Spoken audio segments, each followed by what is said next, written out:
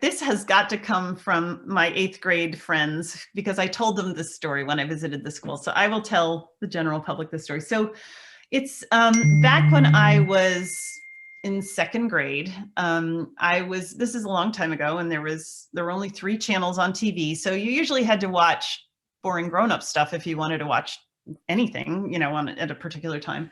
So my family was watching this documentary about the British royal family. And I was kind of bored. So I was on the floor, and I love to draw. So I drew this huge picture. I had this huge pad of paper, and I drew a picture of Queen Elizabeth and her family. And I asked my mother to help me send this to Buckingham Palace.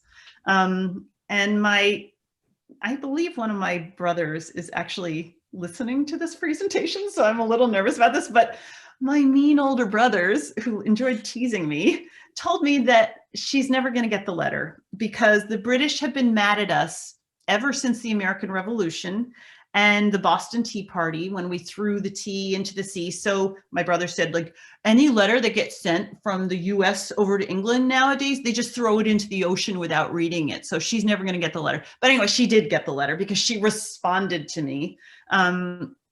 And her lady in waiting sent me a letter saying, oh, the Queen is so pleased that you did this for her, and I'm to thank you very much.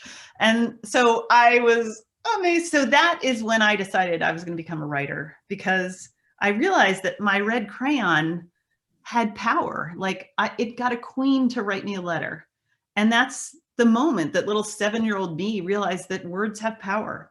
And so I decided, and so I started writing letters to everyone I could think of. And I got a lot of responses back. And most of the people I wrote to were my heroes, who were children's book writers.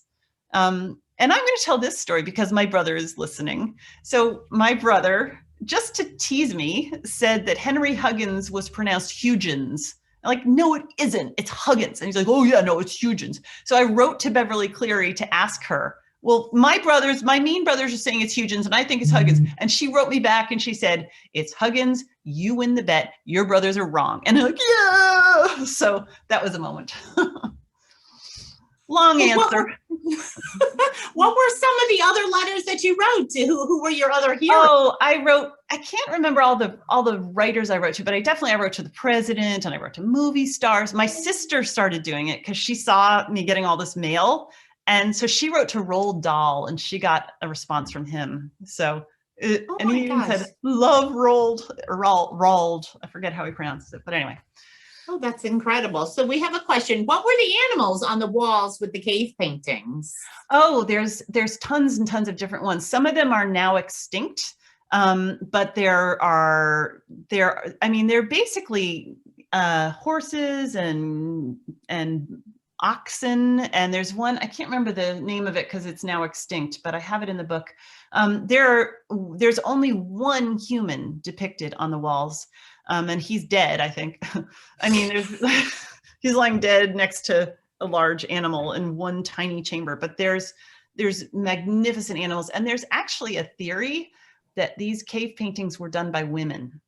And there's this academic, and I don't think there's a way to prove it, except that there are like some handprints painted on the wall, and they're very small, and they look like they might be women's hands, but also, they're very sort of peaceful paintings. They're not like warrior and like, let's go kill animals. So, I mean, not to be gender biased, but there is a theory that these were painted by women. So now, can you go visit that today? You can't, because early on, they were having crowds of people, and they expanded the opening. So light got in and carbon dioxide and so mold started growing on the walls, and they're desperately trying to save it now. So they opened a facsimile very nearby. So you can visit that. And I haven't been, but evidently it looks very much like the original. So from the 4th grade class, they want to know, how many books have you written in all? I used to keep careful track. I would write every down and stuff. I've kind of stopped doing that because a lot of, my books the early ones, a lot of them go out of print, or if it's a Sesame Street one, they put a new cover on it, and then I think, oh, no, that's not a new book. So I would estimate about 150. Oh, wow. Yeah. A lot of books. A lot of books. I'm old. You live So we long have a enough, you write a question lot of books.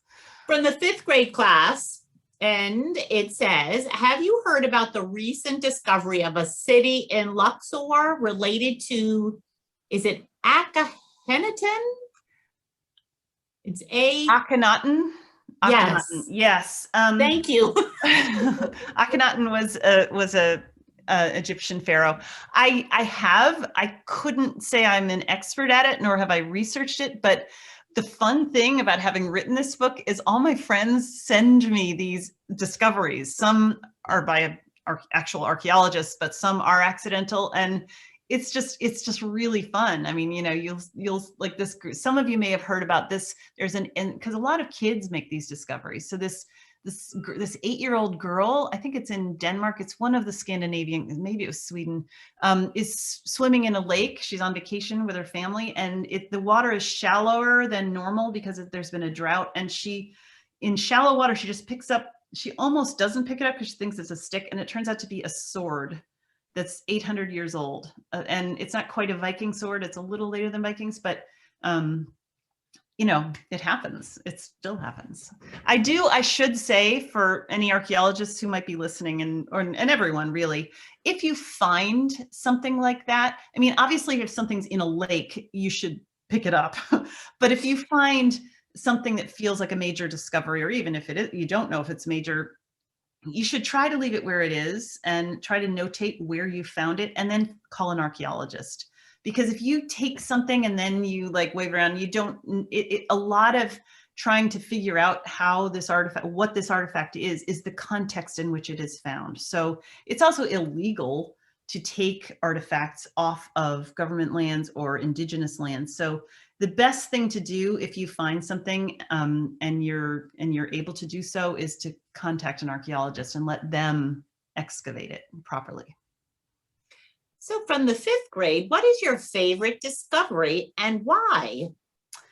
I have so many from the book. I would have to say it's one that I didn't mention because the story takes a long time to tell, but it's in the book, and I'm gonna have to remember what the chapter is. Oh, the chapter title is "The Chamber of Secrets," but it's about something that was discovered in a cave, and the people who discovered it, the only way to get to this cave discovery is through tunnels and climbing up these jagged rocks and shimmying around, and like you have to go through these narrow spaces. You can't be claustrophobic, and then you have to go down this 40-foot hole that's like as wide as your pencil at one point. So they had to get teeny tiny people who were able to access this chamber of secrets, and the only people that did were women. So these women archaeologists were able to, mostly young women, which is in the profession of archaeology is unusual. Usually it's like